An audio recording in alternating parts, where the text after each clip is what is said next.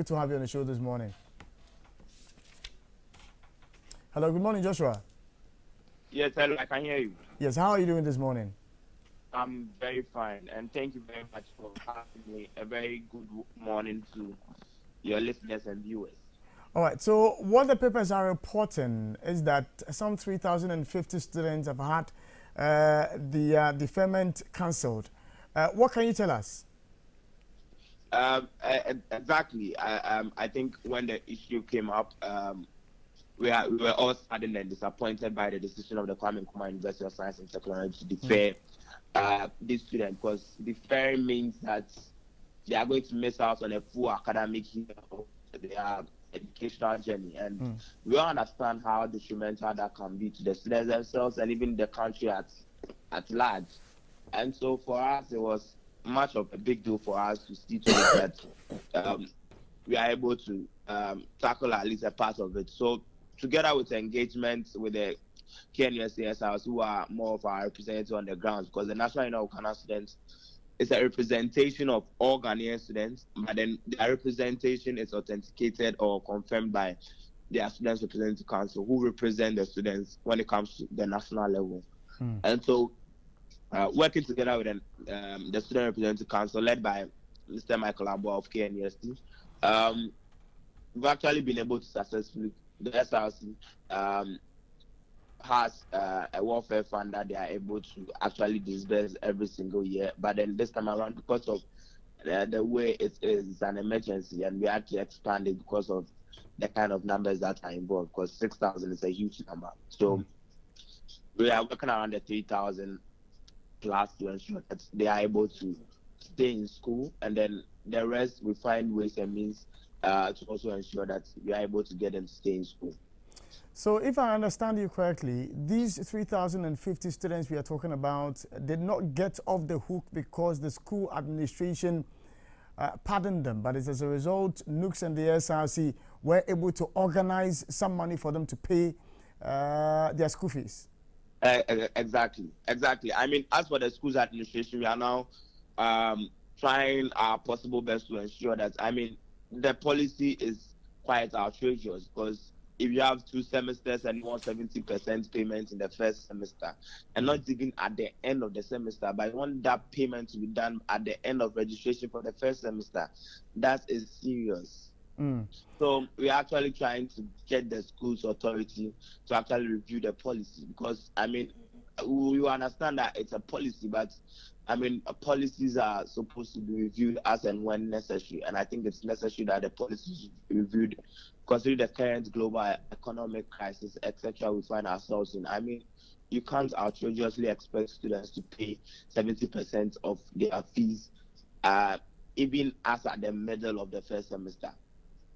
Would you be able to tell us how much has been disbursed to ease these 3,050 students out of their predicament? Yeah, already the KNUSCSRs has already requested for about 50,000 Ghana cedis that we are talking about, and it's actually paying, it's a part payment of these students their fees. So apparently the point is that if you're expecting a percentage of their fees, it means that there are some of them who have made payments, but then they didn't get to the threshold of the 70%. They needed different levels of, varying levels of top-ups to get to the 70% to be able to register through. And so once we are able to get that top-up, it means that they get to stay in school, and then we get to think about the next steps forward. So already 50,000 is being requested for. We are also trying to engage more stakeholders to see how best we can get some funds to them. We are also talking to government agencies, scholarship secretariats, the SLTF, etc., the Student Loan Trust Fund. Today we have more extensive conversations with some of the stakeholders to get more funds available and subsidize and or top up for students to be able to register. Now, you described the 70% commitment as expected of these students as outrageous.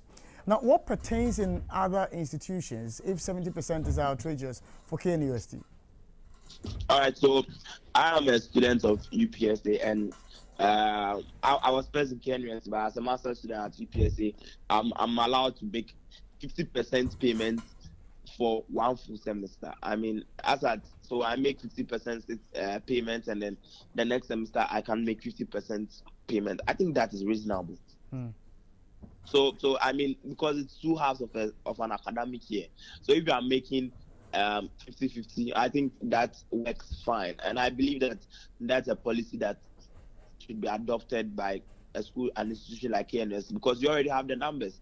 And they are saying that you have about 92% of the student population actually being able to commit themselves in the 70% payments. So it tells you that you get so much money to even run the school than for you to just automatically defer this. It's quite insensitive to these students. And for even anybody I thought to come out there and just say that, I mean, the students are being deferred because they are using their money for sports betting, etc.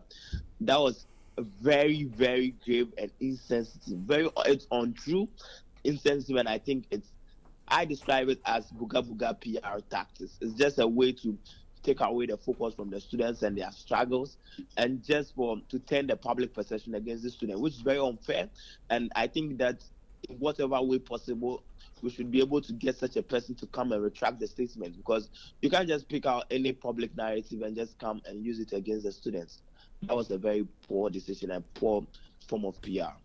Well, it's interesting you describe that, assertion by the PRO of the school as booga booga, because I'm looking at the statement of NUGS, which was issued on the 21st, and the last paragraph says, however, in our honest and candid opinion, we condemn the decision of some students to use their school fees as a substitute for other ventures other than its intended purpose.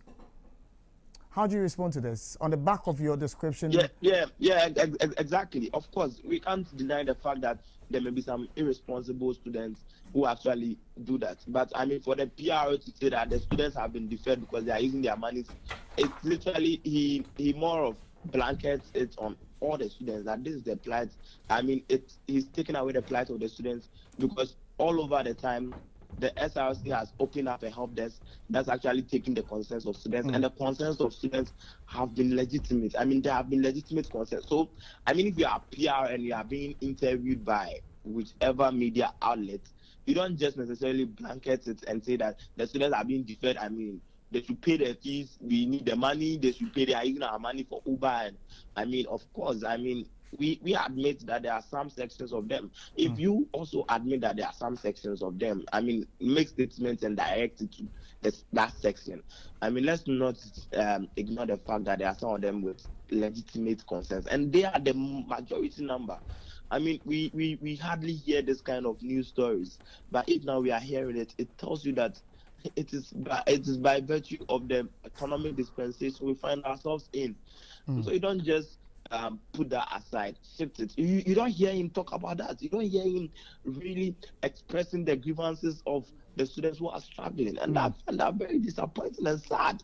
Because if you are just trying to talk about students using their money for sports betting, can we say that the 6,000 students all of them are using their money for sports betting?